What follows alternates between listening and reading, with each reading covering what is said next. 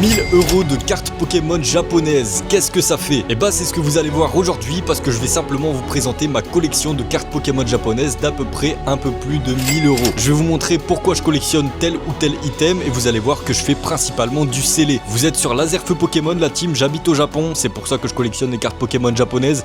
J'ai repris la collection de cartes Pokémon ici au Japon il y a 2 mois, donc ce que vous allez voir ici c'est ce que j'ai construit en peu de temps, je trouve que c'est plutôt pas mal pour un début. Et aussi il y a une partie de la collection que vous allez voir que je vais vous présenter qui est à moi mais qui va aussi partir pour le stock de ma boutique de cartes Pokémon que je prépare, on va en parler tout à l'heure. Juste avant de commencer je voulais juste vous remercier la team parce que je vois que vous êtes de plus en plus nombreux à me suivre, à kiffer mes vidéos, ça fait très plaisir, donc si vous voulez me soutenir lâchez juste le petit pouce bleu, ça prend 2 secondes, ça fait très plaisir. Et si vous kiffez la vidéo, bah abonnez-vous, comme ça vous allez avoir pas mal de vidéos Pokémon qui vont popper sur votre YouTube et bah ça fait plaisir à tout le monde au final. Bon la team, du coup on va commencer, vous allez voir qu'il y a une multitude de produits qui sont disposés sur la table, il y a pas toute la collection, j'ai aussi des cartes Pokémon que j'ouvre, mais ça on va en parler tout à l'heure également. Alors par quoi commencer la collection? Je pense qu'on va prendre ce qui vous tape le plus à l'œil et ce qui prend le plus de place, ce sont toutes ces displays qui sont juste ici. Alors en fait ces displays là, c'est les displays dont je vous parlais, donc déjà je vais vous les montrer. J'ai une display Inferno X et ensuite j'ai 5 Mega Symphonia ainsi que 5 Mega Brave. Pourquoi j'en ai autant? Alors déjà parce que je suis un collectionneur Pokémon, vous le savez, j'aime bien avoir des beaux items. Surtout scellés dans la collection, moi je suis un collectionneur de scellés, et aussi parce que comme je vous l'ai dit tout à l'heure, je voulais laisser comprendre, je prépare une boutique de cartes Pokémon japonaises. Ça c'est des produits qui sont à moi dans ma collection, mais lorsque j'ouvrirai la boutique, bon ce sera pas pour tout de suite mais dans quelques mois voire un an, de toute façon je vous tiendrai informé de l'évolution du projet, et bien ce sont des produits qui seront en stock sur la boutique, sur le site. Donc ça c'est vraiment carré, c'est vraiment cool, comme ça dans quelques mois, un an, vous allez avoir ces produits qui seront dispo sur le site et ça fait plaisir à tout le monde. Et vous allez me dire également pourquoi il y en a juste ici à côté des exemplaires similaires. Et bah ça c'est des produits, des exemplaires que je garde seulement pour moi, quoi qu'il arrive dans ma collection. Si demain j'ouvre ma boutique, je vends ces produits, ils partent, bah écoute, c'est carré. Par contre ces produits là c'est vraiment à moi en tant que collectionneur, je ne les sortirai jamais de la collection, c'est vraiment pour mon kiff personnel, pour les exposer. Surtout vous voyez de toute manière il y a une différence, c'est que chaque exemplaire, bon déjà ils sont scellés comme ceci forcément, mais en plus j'ai rajouté une protection, une case en plastique autour. Pourquoi? Tout simplement pour empêcher l'humidité d'y pénétrer, les UV, parce que vous savez que quand vous exposez des produits Pokémon, que le soleil tape dessus pendant une longue durée, ça peut décolorer les produits, donc bah ça serait dommage.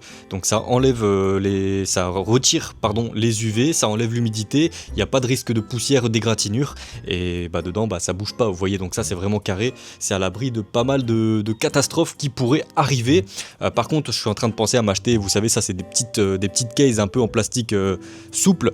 Je suis en train de penser à m'acheter des grosses cases, vous savez, de à peu près 1 cm d'épaisseur en acrylique.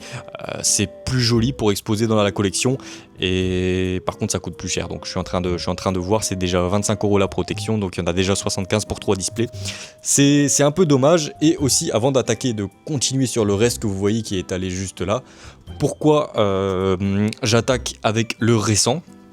Simplement parce que j'ai déménagé au Japon il y a 2 mois, en septembre, on est actuellement début novembre quand je tourne la vidéo, donc tout ce que vous voyez comme je l'ai dit c'est ce que j'ai récupéré d'ici depuis tout ce temps, depuis ces 2 mois, et ça tombe bien parce que je suis arrivé au moment où le bloc méga a commencé. Tous les produits que vous voyez ici quasiment, en tout cas sur cette partie là de display, c'est des blocs, ça fait partie du bloc méga.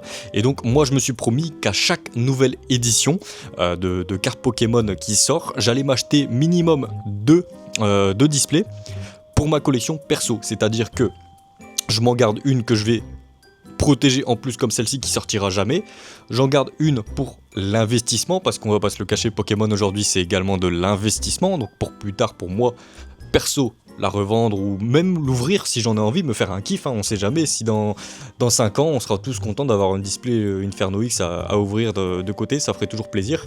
Et aussi acheter encore plus d'exemplaires pour la boutique forcément, donc voilà. D'ailleurs, au moment où je tourne la vidéo, demain, il devrait y avoir une nouvelle extension Pokémon qui sortira, Mega Dream X, enfin qui sera annoncée, Mega Dream X, et je vous en ferai une vidéo news dès que ce sera le cas, mais là n'est pas le sujet les amis. Ensuite, qu'est-ce que je peux vous présenter d'autre? Bah tout simplement, vous voyez ici également, il y a plein de slabs, alors des slabs... Je vais prendre la première qui a sous mes yeux. Ce sont des boosters Pokémon que je prends tout simplement et que je case dans des protections qui sont faites pour aux dimensions parfaites. Le principe est exactement le même que les protections des displays, c'est tout simplement pour éviter les UV, les égratignures, les rayures, l'humidité, etc. Je conserve chaque booster dans un état parfait, et en fait ce que j'essaye de faire c'est que j'essaye de collectionner chaque booster de chaque collection différente, également Pokémon, que je mets dans une protection. Par exemple, vous voyez là ici j'ai du Rocket, j'ai pas mal d'éditions, au total j'en ai 1, 2, 3, 4, 5, 6, 7, 8, 9, 10, 11, 12, 13, 14, 15, 16, 16 éditions différentes, j'ai du Terrastal Festival, j'ai vraiment pas mal d'exemplaires de collections différentes, et ça fait plaisir. Alors là c'est principalement également du récent, de toute façon tout ce que vous allez voir dans ma collection c'est du récent. Pourquoi? Bah parce que moi je pars d'une optique où l'ancien c'est bien, mais dans une mesure où il faut faire attention, surtout quand on débute la collection, à nos dépenses, hein, tout simplement. Là où vous allez avoir un tel budget qui va vous permettre d'acheter 10 items récents, vous allez seulement pouvoir acheter un seul item avec ce budget si c'est sur de l'ancien, sachant que pareil si on part du principe d'investissement, alors je sais que investissement ça fait grasser des dents à pas mal de gens, mais quand on collectionne, alors oui c'est pour collectionner, amasser, remplir une collection, mais il y a aussi un aspect investissement. On se dit que si dans X temps je peux revendre tel produit pour pouvoir en tirer du bénéfice, que ce soit pour ma vie perso ou alors pour réinvestir ça dans d'autres items Pokémon qui me font encore plus kiffer, et bah c'est carré, tu vois. Moi j'ai rien contre ça, et je pense qu'on devrait tous accepter en 2025, bientôt 2026, que dans la communauté Pokémon, l'aspect de la collection ça a évolué, c'est plus juste je collectionne des cartes dans un classeur. Donc voilà, donc l'ancien, il y a des boosters par exemple anciens du bloc Diamant et Perle que je trouve des belles opportunités sur des boosters Diamant et Perle que je pourrais mettre dans des belles cases comme ça. En plus ça fait penser aux cases PSA, mais ça coûte pas mal cher, et je me dis bon bah voilà, pour commencer je préfère aller dans le récent, compléter ce qui me manque dans le récent, surtout que les items anciens qui me font rêver actuellement, dans 10 ans ce sera les items récents d'actuellement, hein, de 2025, qui nous feront rêver, vous voyez. Donc voilà, c'est là où je voulais en revenir, et je sais pas si vous le voyez bien, mais ici il y a une multitude de boosters, il y a vraiment beaucoup de boosters. Regardez là, je vais vous prendre les premiers qui sont là, vous voyez, c'est vraiment tous des boosters, forcément qui sont pas ouverts. J'en ai vraiment beaucoup. J'ai une dizaine, un peu plus de Terrastal Festival, donc vous savez c'est la fameuse édition avec les God Pack de Evoli, où d'ailleurs c'est assez dur à dropper, sauf ici au Japon ça va encore. J'ai du Aventure Ensemble, j'ai un seul booster Zekrom de Pokémon, Pokémon Noir du coup, du White Flare, du booster blanc, j'en ai vraiment beaucoup les gars. Pourquoi j'en ai autant? Simplement parce qu'en fait tous ces boosters là, c'est des boosters, on va dire plaisir, c'est des boosters que j'accumule. Au Japon, là où j'habite du coup, vous avez ce qu'on appelle les combini, 7-Eleven, Family Mart, etc. Pour ceux qui connaissent, c'est des épiceries qui sont ouvertes à tous les coins de rue au Japon, 24 heures sur 24. 7 jours sur 7, qui vendent des cartes Pokémon, et du coup moi j'en ai un en bas de chez moi, et donc je vais faire mes petites courses tous les jours je vais acheter un petit truc, une petite boisson ou un petit truc pour manger tout simplement, des nouilles, des ramen, et du coup à chaque fois je passe à la caisse, hop, je demande au vendeur s'il n'y a pas un petit booster, et puis voilà, simplement il me tend la display, je sélectionne un booster, et puis je le prends.